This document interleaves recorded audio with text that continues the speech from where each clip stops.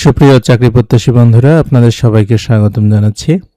আজকে আমরা আলোচনা করব বাংলাদেশ জুডিশিয়াল সার্ভিস কমিশন এর অফিস সহকারী কাম কম্পিউটার মুদ্রাক্ষরিক পদে 27 ফেব্রুয়ারি 2026 তারিখে যে পরীক্ষা অনুষ্ঠিত হয়েছে তার সম্পূর্ণ প্রশ্ন ব্যাখ্যা সহ সমাধান নিয়ে। তো প্রথমেই ইংরেজি দিয়ে শুরু হয়েছে। If I were a bird I dash fly. তো এটা ইফযুক্ত সেকেন্ড কন্ডিশনাল, যদি ওয়ার দ্বারা যুক্ত থাকে তাহলে পরে সাবজেক্টের পরে উড প্লাস ভার্বের বেস ফর্ম হবে, তো সুতরাং এটা হবে হচ্ছে উড। 2 নম্বর প্রশ্ন বলছে he is good at mathematics হবে, মানে সে গণিতে পারদর্শী, কোনো কিছুতে পারদর্শী হলে গুড অ্যাট হয়। 3 নম্বর প্রশ্ন বলছে identify the correct passive form they completed the work. তো এটা হচ্ছে দ্য ওয়ার্কটা বাক্যের সাবজেক্ট হবে, যেহেতু পাস্ট টেন্স সুতরাং ওয়াজ হবে। কমপ্লিটেড এর past participle form completed by them.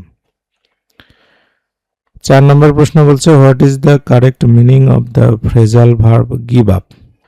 তো গিভ আপ অর্থ হচ্ছে কোনো কিছু হাল ছেড়ে দেওয়া, অর্থাৎ চেষ্টা করা বন্ধ করে দেওয়া, মানে স্টপ ট্রাইং।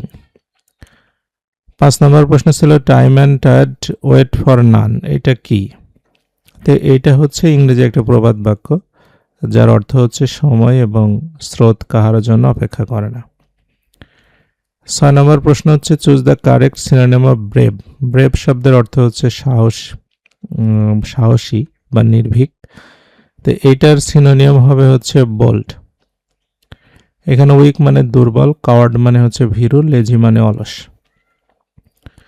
7 নম্বর প্রশ্ন বলছে honesty is the best policy. এখানে এটা কোন ধরনের সেন্টেন্স? এটা assertive sentence. Choose the antonym of জেনারিয়াস। জেনারিয়াস শব্দের অর্থ হচ্ছে দয়ালু বা অন্যের প্রতি যার সহমর্মিতা আছে এরকম বোঝায়, উদার। এইটার অ্যান্টোনিম হবে হচ্ছে সেলফিশ বা হচ্ছে স্বার্থপর। 9 নম্বর প্রশ্ন বলছে he has been living here since 2019। এবং 10 নম্বর প্রশ্ন ছিল আইডেন্টিফাই দ্য কারেক্ট সেন্টেন্স। এটা হবে হি টার্নড ডাউন দ্য ইনভাইটেশন, অর্থাৎ সে তার দাওয়াতকে প্রত্যাখ্যান করলো। এই হচ্ছে 10টা প্রশ্ন ছিল। 11 নম্বরে থেকে বাংলা বলছে কোনটি সমার্থক শব্দ নয়। এখানে বার্তা, সংবাদ, সন্দেশ এগুলো সবই সমার্থক শব্দ। গুজবটা হচ্ছে সমার্থক নয়। বাংলা ভাষার ব্যাকরণ প্রথম কে রচনা করেন? এটা হবে রাজা রামমোহন রায়। মানে নাথানিয়েল বাসি হালহেড উনিও বাংলা ব্যাকরণ লিখেছিলেন, কিন্তু বাংলা ভাষার ব্যাকরণের মূলত ওনারা যে বইটা লিখেছিলেন ওইটা হচ্ছে এক ধরনের ডিকশনারি। রাজা রামমোহন রায় প্রথম বাংলা ভাষার ব্যাকরণ রচনা করেন।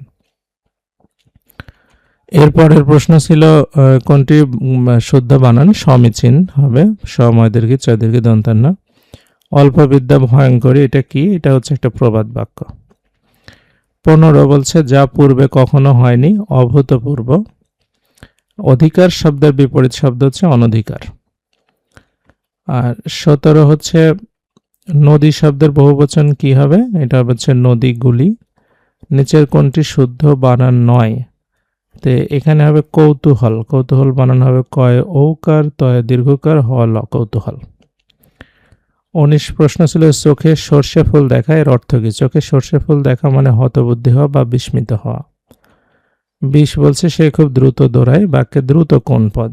যেহেতু কেমন ভাবে দৌড়ায় এটা বোঝাচ্ছে, তো এটা হবে হচ্ছে অ্যাডভার্ব অর্থাৎ ক্রিয়া বিশেষণ। এরপরে ছিল 20 নম্বরে গণিত, 21 নম্বরে বলছে কোন ক্ষুদ্রতম সংখ্যাকে 3, 5, 6 দ্বারা ভাগ করলে ভাগ শেষ হবে 1। মানে 3 দিয়েও ভাগ যাবে, 5 দিয়েও যাবে, 6 দিয়েও যাবে, তাহলে লসাগু করতে হবে। তো লসাগু করলে হবে 30, আর 30-এর সাথে 1 যোগ করলে হবে হচ্ছে 31। অর্থাৎ 31কে যদি আমি 3 দিয়ে ভাগ করি তাও 1 অবশিষ্ট থাকবে, 5 দিয়ে ভাগ করলেও 1 অবশিষ্ট থাকবে এবং 6 দিয়ে ভাগ করলেও 1 অবশিষ্ট থাকবে। এরপরে 22 নম্বর প্রশ্ন বলছে যে x + y = 5, x - y = 3 হলে xy এর মান কত? তাই আমরা প্রথমে 4xy এর সূত্রটা লিখে নিব, x + y² - x - y²। X plus y এর মান 5 আর এক্স মাইনাস ওয়াই এর মান 3, অর্থাৎ 5 5 25 থেকে 3 বাদ দিলে হবে হচ্ছে 9, বাদ দিলে 16, 16কে 4 দিয়ে ভাগ করলে হবে হচ্ছে 4, অর্থাৎ এক্স ওয়াই এর মানটা হচ্ছে 4। 23 নম্বর প্রশ্ন বলছে কোন ব্যক্তি তার সম্পত্তির 3 ভাগের 2 অংশ পুত্রকে দিল, 3 ভাগের 1 অংশ কন্যাকে দিলেন, কন্যা 1500 টাকা কম পেল, সম্পূর্ণ সম্পত্তির মূল্য কত? আচ্ছা, তো এখানে হচ্ছে আমাদের সম্পূর্ণ সম্পত্তির মূল্য যদি আমরা x টাকা ধরি, তাহলে x এর 3 ভাগের 2 ভাগ থেকে যদি আমরা x এর 3 ভাগের 1 ভাগ বিয়োগ করি তাহলে হবে 1500 টাকা। তাহলে 3 দিয়ে গুণ করে দেব ওই পাশে, তাহলে 2x - x = 4500 টাকা, মানে x এর মান হচ্ছে 4500 টাকা। 24 নম্বর প্রশ্ন বলছে 15 জন শ্রমিক 10 দিনে একটি কাজ সম্পন্ন করতে পারে, একই কাজ 5 জন শ্রমিক কত দিনে করতে পারবে? তাহলে যেহেতু 15 জন শ্রমিক 10 দিনে করে, তাহলে 5 জন শ্রমিক করবে 15 × 10 ভাগ হচ্ছে 5, অর্থাৎ 30 দিনে। 25 বলছে যে একটি সংখ্যার 25% যদি 50 হয় তবে সংখ্যাটি কত? তো 25% 50, মানে 50কে আমরা যদি 25 দিয়ে ভাগ করি, করে 100 দিয়ে গুণ করি তাহলে 200 পাবো, এটাই হচ্ছে আমাদের সংখ্যা। 26 হচ্ছে থাইল্যান্ডের মুদ্রার নাম কি? এটা হবে বাত। দেশের প্রথম সাফারি পার্ক ডুলা হাজারা কোন জেলায়? কক্সবাজার। 28 হচ্ছে বাংলাদেশের কোথায় সর্বাধিক বৃষ্টিপাত হয়? শ্রীমঙ্গল। জিডিপির পূর্ণরূপ কি? গ্রস ডোমেস্টিক প্রোডাক্ট, অর্থাৎ একটা নির্দিষ্ট অর্থবছরে একটা দেশের ভিতরে যে পরিমাণ সম্পদ উৎপাদিত হয়, প্রোডাকশন হয়, সেটাকে বলা হয় হচ্ছে জিডিপি। 30 হচ্ছে বাংলাদেশের সাথে স্থল সীমান্ত রয়েছে 2টা দেশের, ভারত আর হচ্ছে মায়ানমার। বিশ্বের কোন শহরকে মুসলমান, খ্রিস্টান, ইহুদি সকলে পবিত্র মনে করে? এটা হচ্ছে জেরুজালেম। 32 হচ্ছে সরকারি ভাষা হিসাবে ইংরেজির ব্যবহার শুরু হয় 1835 সালে। বিশ্বের প্রাচীনতম বিশ্ববিদ্যালয় কোনটি? এটা নালন্দা বিশ্ববিদ্যালয়, ভারতের বিহারে অবস্থিত। 34 হচ্ছে জাতিসংঘ নিরাপত্তা পরিষদের স্থায়ী সদস্য সংখ্যা কয়টি? স্থায়ী সদস্য হচ্ছে 5টি, যুক্তরাষ্ট্র, যুক্তরাজ্য, চীন, রাশিয়া, ফ্রান্স। 35 বলছে পৃথিবীর সবচেয়ে বড় সংবাদ সংস্থা কোনটি? রয়টার্স। 36 হচ্ছে কোন প্রকার মাটি পাট চাষের জন্য উপকারী? দোআঁশ মাটি। চিকেন নেক কোনটি? চিকেন নেক হচ্ছে শিলিগুড়ি করিডোর, সেটাকে বলা হয়েছে চিকেন নেক করিডোর। 38 হচ্ছে গণপ্রজাতন্ত্রী বাংলাদেশের রাষ্ট্রপতিকে কে শপথ বাক্য পাঠ করান? স্পিকার। 39 হচ্ছে বাংলাদেশের রপ্তানি আয়ের প্রধান খাত কোনটি? তৈরি পোশাক শিল্প। 40 প্রশ্ন ছিল বিশ্বের কোন নগর 2টি মহাদেশে পড়েছে? এটা হচ্ছে তুরস্কের ইস্তাম্বুল। সুন্দরবন কোন নদীর তীরে অবস্থিত? শিবসা। আচ্ছা, আফ্রিকা মহাদেশের সবচেয়ে বড় দেশ কোনটি? আগে ছিল সুদান, এখন হবে আলজেরিয়া। 43 হচ্ছে ভারতের 7 সিস্টার্স রাজ্যের অন্তর্ভুক্ত 9 কোনটি? কেরালা।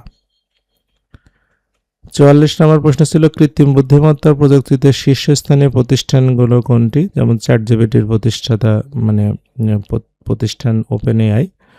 ওআইসি হচ্ছে অর্গানাইজেশন অফ ইসলামিক কনফারেন্স যেটা, আর ইউনেস্কো আপনার united nations scientific educational and cultural organisation এটার। ইউনিসেফ হচ্ছে চিলড্রেন ফান্ড ইউএনের। আন্তর্জাতিক আদালতের সদর দপ্তর কোথায়? নেদারল্যান্ডের হেগ শহরে। এরপরে 46 বলছে কেন্দ্রীয় শহীদ মিনার এর স্থপতি কে? হামিদুর রহমান। ঢাকার ঐতিহাসিক আহসান মঞ্জিল নির্মাণ করেন কে? নওয়াব আব্দুল গনি। 48 হচ্ছে বাংলাদেশের সংবিধান গৃহীত হয় কবে? এটা হচ্ছে আপনার 4 নভেম্বর 1972 সালে। 49 হচ্ছে বিটকয়েন কোন ধরনের মুদ্রা? এটা হচ্ছে ক্রিপ্টোকারেন্সি। এবং 50 নম্বর প্রশ্ন ছিল সার্কের অন্তর্ভুক্ত সর্বশেষ দেশ কোনটি? এটা হবে আফগানিস্তান। তো এই ছিল 50টা প্রশ্ন। তো ভালো লাগলে লাইক, কমেন্ট, শেয়ার, সাবস্ক্রাইব করবেন। এতক্ষণ সাথে থাকার জন্য আপনাদের সবাইকে অসংখ্য ধন্যবাদ।